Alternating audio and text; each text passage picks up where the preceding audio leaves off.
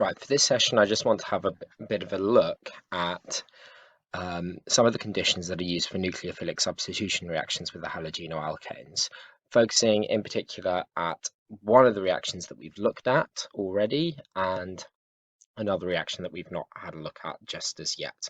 So starting off with our familiar ground, we know that we can convert halogenoalkanes into alcohols by two different routes.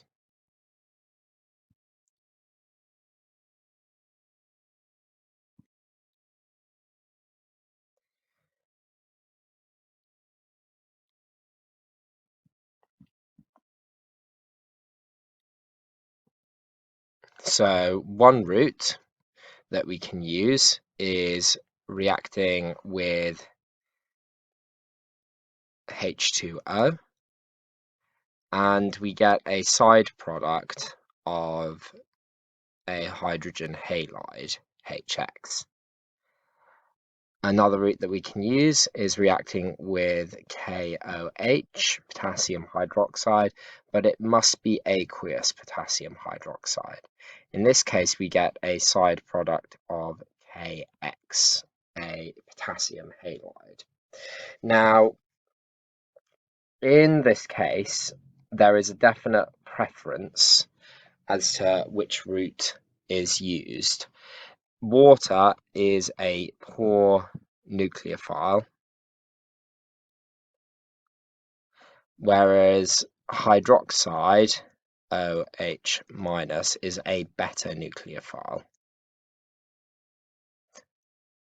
So if we really want to carry out this reaction quickly, we want to produce our alcohol very efficiently, then we're going to prefer the route where we're reacting with potassium hydroxide in aqueous conditions.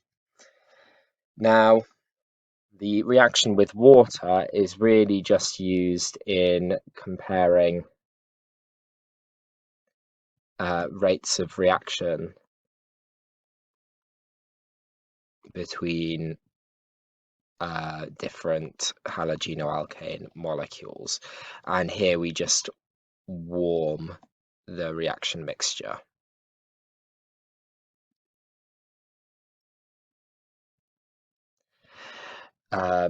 We're not really overly concerned with seeing the reaction go as fast as possible, because the main aim of this particular experiment is to compare the rates of the different halogenoalkanes in their reactions. If they all occurred really, really quickly, then the experiment would not really be functioning in the way that you want it to, because you want to see a difference in the rate of reaction. Okay. Now, when we're reacting with potassium hydroxide, however, to produce your alcohol, the reason that you're going to be doing this is because you want to produce your alcohol as quickly and efficiently as possible. Now, if we are aiming for efficiency in the completion of this reaction as quickly as possible, we want to be working at a high temperature, just to maximize the rate. However, we have a problem in that the halogenoalkanes that are our reactants are very volatile. They evaporate easily due to their very low boiling points. So the question is, how do we stop the RX, the halogenoalkanes, escaping?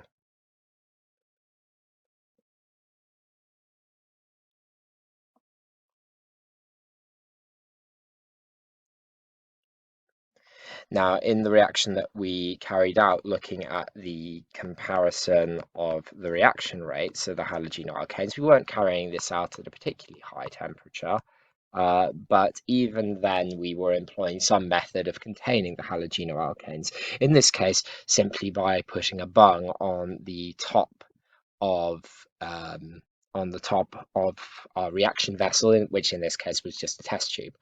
However, if we were using larger quantities of a halogenoalkane and we were looking to react at higher temperatures, well, simply putting a bung on top is not really going to work anymore. So we need a different method for helping to contain the volatile halogenoalkane reactant. Okay, so that then takes us on to examining in a bit more depth how we would do this within the lab. So the reaction that we're carrying out is halogenoalkanes plus aqueous potassium hydroxide.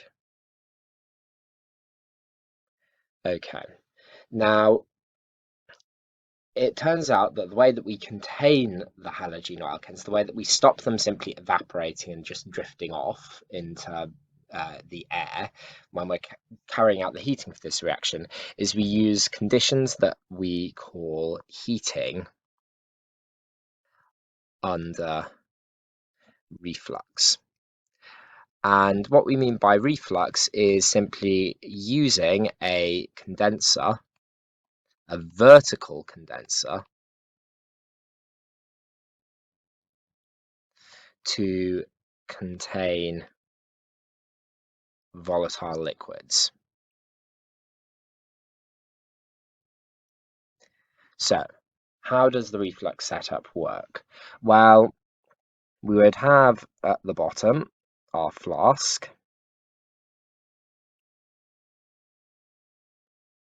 containing our reaction mixture.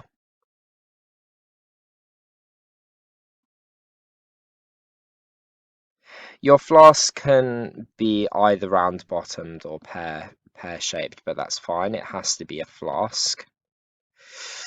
Okay, and then directly into this we have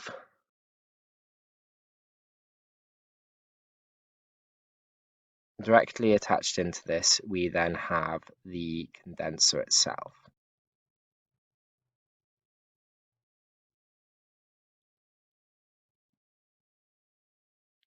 Okay.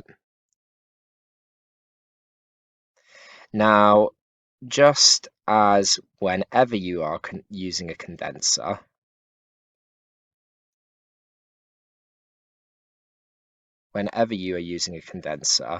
the water goes in at the bottom of the condenser and comes out at the top of the condenser. The reason for this, in the case of reflux, is twofold. Firstly, it prevents the buildup of bubbles. If you've got water flowing in at the bottom and out at the top, it stops air becoming trapped in the system. As the condenser fills up, the air in the system is completely flushed out, and so the condenser ends up being completely filled up with water, and it's therefore more efficient at cooling. The other reason is actually that if you got water coming in at the bottom, that means that you got much more efficient cooling towards the bottom. And with the reflux setup, our aim is that none of the vapors that would be coming off our reaction mixture are able to escape. They should really be condensing before halfway up the condenser and being returned back towards the bottom. We don't need effective cooling all the way along the condenser if we're actually looking to return all of the vapors to being a liquid before halfway. And so putting water at the bottom means the most effective cooling is towards the bottom of the condenser, which is where we want the condensing to occur. Now you can see here how this setup is going to work, because any vapors that come off the reaction mixture, so you're heating this up, so heat using a most of the time using an electric heating mantle.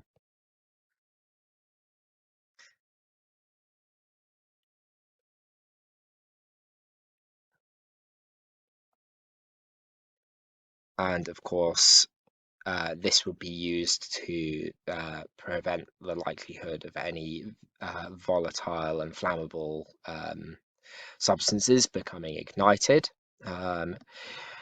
As you're heating your reaction mixture, the halogenoalkanes are going to be starting to evaporate. They're going to be escaping as gas before they can react with the potassium hydroxide. But as soon as they get into the condenser, they are cooled down, returned to being a liquid, and returned back into the reaction vessel again, where they can again encounter the potassium hydroxide and have a second chance of reacting. And you can basically leave this setup to heat for a long time, and eventually you'll be looking to see all of the halogenoalkanes slowly converted into your alcohol product. Okay. Do note here that the condenser does not have a thermometer or a stopper in the top of it. This is, of course, because you are heating this vessel here, and as you do so, the gases inside are going to expand, even if they're not going to remain as gas. But beyond halfway point in the condenser, you are going to have some things being converted into gas within the system, and this means that you would have, if you put a stopper on here, you would have a buildup of pressure, which would potentially be dangerous. So the end of the condenser is open. It doesn't actually need to be closed at all, due to the fact that anything volatile should be being condensed before the end of the condenser anyway. Right. Okay, so next thing. What if we have the reaction of halogenoalkanes with ammonia?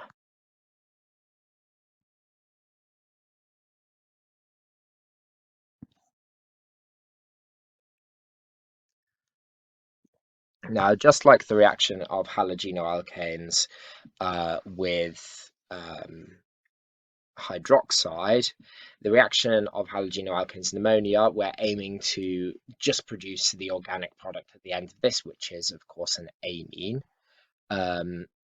So our halogenoalkanes plus ammonia is being converted into an amine plus, if we are working with excess ammonia, which we'd usually be doing, we're going for an ammonium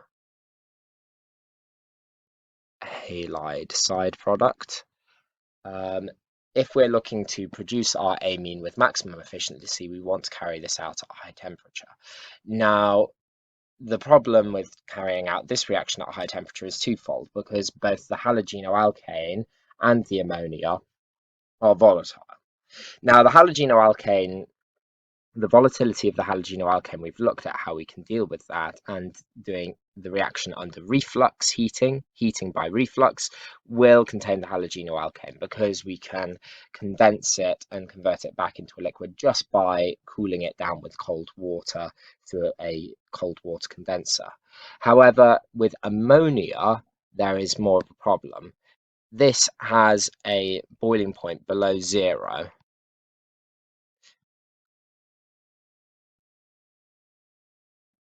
And therefore cooling with a cold water condenser will not work for condensing vaporized ammonia.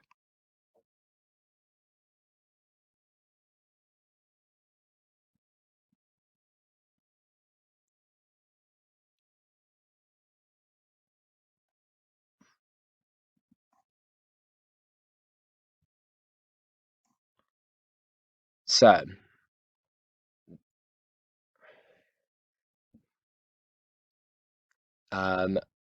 in this case, how we solve this, we literally just have to go for a sealed reaction vessel. So you have your halogenoalkane plus excess concentrated NH3 solution in a sealed tube and heated. This is not This set of apparatus is not standardly used within organic chemistry and is not essentially very convenient to set up. You don't need to be able to draw a diagram of this, unlike the setup for heating under reflux, but you do need to be aware that this is the conditions under which this reaction is takes place. And the reason that we do not use reflux here is because the ammonia cannot be condensed by a cold water condenser, and so we literally just need to have a completely sealed container that can withstand some high pressure, and then we just have our reaction mixture in there and heat it up.